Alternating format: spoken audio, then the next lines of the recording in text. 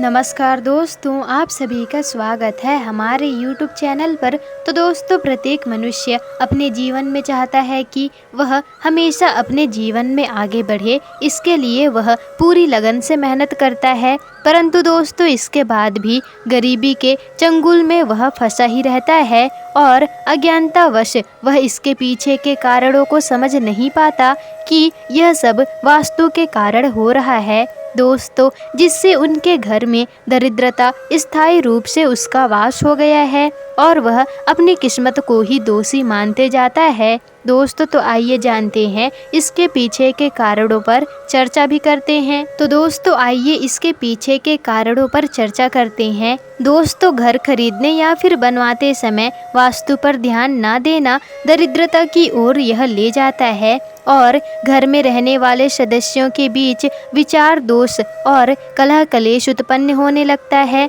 और दोस्तों ऐसी स्थिति होने पर माता लक्ष्मी उस घर से रूठ कर चली जाती हैं, जिसके फलस्वरूप गरीबी अपना पांव पसारती है।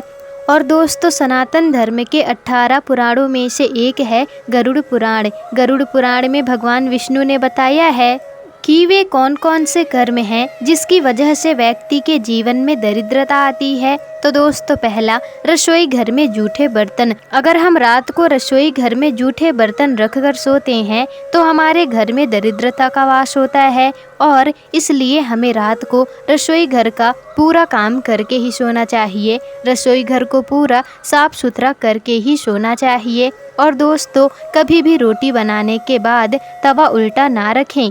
दूसरा दोस्तों, कांटेदार पौधे।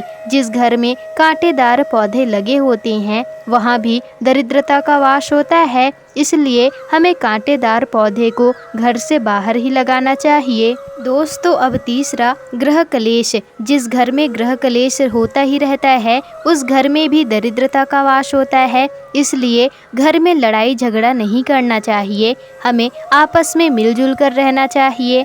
चौथा दोस्तों, जिस घर में संध्या के समय अंधेरा रहता है और दीपक नहीं जलता वहाँ भी दरिद्रता का वास होता है और शाम को हमें पूरे घर में प्रकाश अवश्य ही करना चाहिए दोस्तों। अब पांचवा, जिस घर में गंदगी रहती है वहाँ भी दरिद्रता निवास करती है, इसलिए अपने घर में पूर्ण रूप से साफ सफाई रखनी चाहिए, कहीं भी जाले इत्यादि नहीं लगने देना चाहिए दोस्तों। छठवा, गरुड़ पुराण के अनुसार जो लोग गंदे वस्त्र यानी मैले वस्त्र पहनते हैं, धन की देवी माता लक्ष्मी उन्हें त्याग देती हैं, इसलिए हमें प्रतिदिन स्नान करके साफ स्वच्छ वस्त्र धारण करने चाहिए, क्योंकि दोस्तों स्वच्छ रहने वाले पर माता लक्ष्मी की कृपा सदैव ही बनी रहती है। अब सातवां, साफ सुथरा मंदिर। दोस्तों, जिस घर में पूजा का स्थान साफ सुथरा नहीं होता वहाँ भी दरिद्रता वास करती है, इसलिए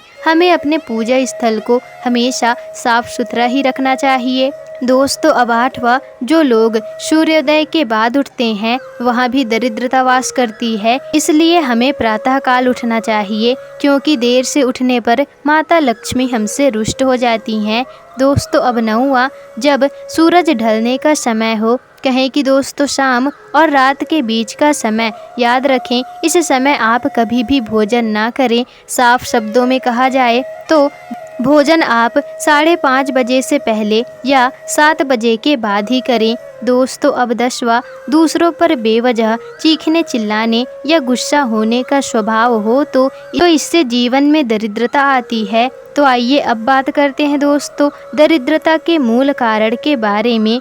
दोस्तों, हम सब तो यह जानते ही हैं कि लक्ष्मी जी समुद्र मंथन के समय उत्पन्न हुई थी, पर दोस्तों यह बहुत कम लोगों को ही मालूम होगा कि लक्ष्मी के साथ साथ देवी और भी प्रकट हुई थी, जिनको हम अलक्ष्मी के नाम से जानते हैं। लक्ष्मी धन ऐश्वर्य सुख समृद्धि की देवी है और अलक्ष्मी दरिद्रता दुर्भाग्य और दुख की देवी है।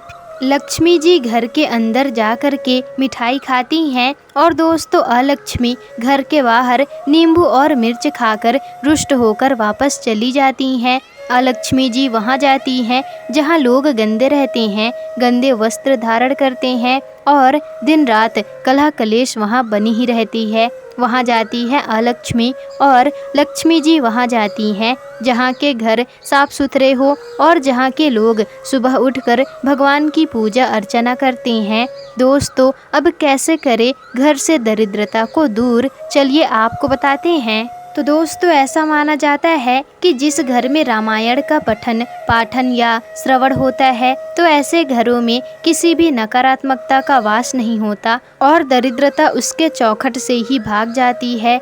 तो दोस्तों आपके घर में माता लक्ष्मी का स्थायी वास हो और दरिद्रता आपके घर से दूर रहे। तो दोस्तों आज की वीडियो में बस इतना ही। आपको वीडियो में दी गई जानकारियाँ कैसी लगी हमें कमेंट करके ज़रूर बताइएगा और अगर वीडियो पसंद आई हो तो वीडियो को लाइक शेयर कमेंट और चैनल को सब्सक्राइब जरूर ही कर दीजिएगा जिससे कि आपको ऐसी ही जानकारी पूर्वक वीडियोस आगे भी मिल सके।